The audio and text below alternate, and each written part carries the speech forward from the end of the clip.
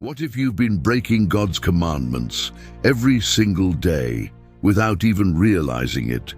What if these sacred laws, carved by the very hand of God, are not just about rules, but about the condition of your soul?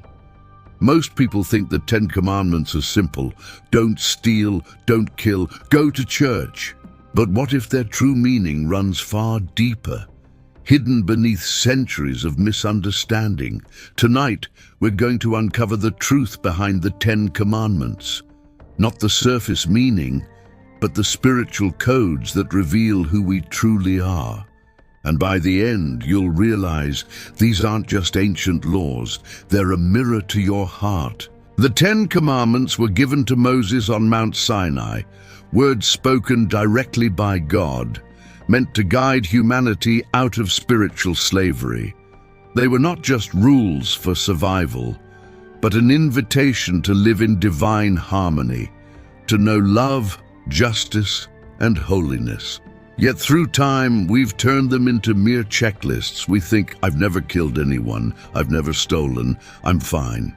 But deep down, the commandments were never about actions alone. They were about intention, purity, and the alignment of the heart with God's will. And that's why millions today, yes, even the faithful, break them daily without knowing. Let's go through each one and rediscover what God really meant when He gave them. You shall have no other gods before me. What if your God isn't a statue, but your phone, your success, or even your own ego? This commandment isn't just about worshipping idols, it's about where your devotion truly lies. Anything that takes the throne of your heart before God, your career, your pride, your comfort, becomes your new God. Today, idolatry wears modern clothes: social media, money, fame, relationships. Every time you prioritize them over prayer, over truth, over love, you break the first commandment. True worship isn't about a ritual. It's about surrender. It's choosing God first, even when the world demands your attention. You shall not take the name of the Lord your God in vain. This isn't just about swearing or saying, "Oh my God." To take His name in vain means to use His authority carelessly, to speak in His name without living His truth. When someone uses God to justify hate, manipulation, or deceit, that's taking His name in vain. When we promise something in God's name and break it, we dishonor Him. The name of God is sacred. It represents His presence, His love, His covenant. And when we invoke that name, we are called to reflect His holiness. Remember the Sabbath day to keep it holy. When was the last time you truly rested, not your body but your soul? The Sabbath is not just a rule about going to church. It is a divine invitation to pause, to breathe, to remember who you are beyond your busyness. God rested not because He was tired, but because He was showing us the rhythm of life, work, and worship. Yet today we fill every quiet space with noise, our phones, our jobs, our worries. We've forgotten that silence is sacred. Breaking the Sabbath isn't about missing a service. It's about forgetting to make time for God. Honor your father and your mother. This commandment isn't just for children. It is for every soul who's forgotten the roots that gave them life. To honor is to recognize the gift of those who came before us, even when they were imperfect. It extends beyond parents to mentors, teachers, and spiritual guides. When we despise wisdom, reject correction, or live in bitterness, we dishonor the very structure God built for our growth. To honor is to forgive. To honor is to love.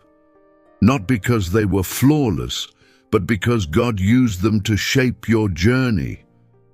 You shall not kill. This is not just about murder, it's about life. When we destroy with words, When we crush someone's spirit with gossip or hatred, we kill. Christ himself said, "Whoever is angry with his brother without cause shall be in danger of judgment." To kill isn't always with a blade. Sometimes it's with silence, with envy, with judgment.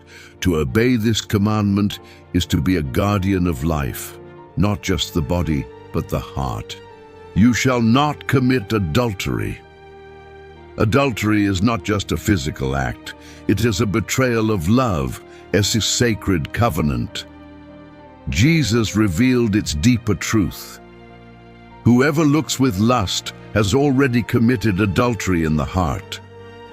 In a world addicted to pleasure and instant gratification, purity is rebellion. This commandment calls us to respect the sanctity of our own soul, to see others not as objects, but as children of God. True love is not possession, it's devotion. You shall not steal. Stealing is more than taking what isn't yours. It's when we rob others of dignity, truth, or time. It's when we take credit that belongs to another, or when we hold back kindness that could have healed someone. Every act of selfishness is a small theft against love. To live honestly is to give more than you take, to be generous even when no one sees. You shall not bear false witness. Every lie, no matter how small, destroys the fabric of trust. When truth dies, love dies with it. We live in a world built on appearances. People post filtered truths, half lies, crafted images. But God sees the heart. He calls us to speak truth, not to condemn, but to set free, because truth is light, and without it, the soul lives in shadow. You shall not covet your neighbor's wife. Desire can destroy what love built. Coveting isn't just lust, it's envy of intimacy that isn't yours. It's when the heart hungers for someone meant for another, forgetting that true fulfillment comes only from God. To covet is to believe God hasn't given you enough. To love rightly is to trust His timing, His plan, His wisdom. You shall not covet your neighbor's goods. The final commandment strikes at the root of all discontent, envy. We scroll through lives we wish we had, the car, the house, the success, and our gratitude fades. But this commandment calls us back to peace, to be content in God's provision, to stop chasing what fades and start living for what lasts. The happiest soul is the one who wants nothing more than God Himself. If this message touched you, take a moment to reflect. Which of these commandments have you unknowingly broken? And more importantly, how can you return to the heart of God? Share this video so others may awaken to the same truth. And remember, repentance is not punishment. It's the path back to love. The 10 Commandments were never meant to imprison, but to free us. They reveal who we are and who we were meant to be.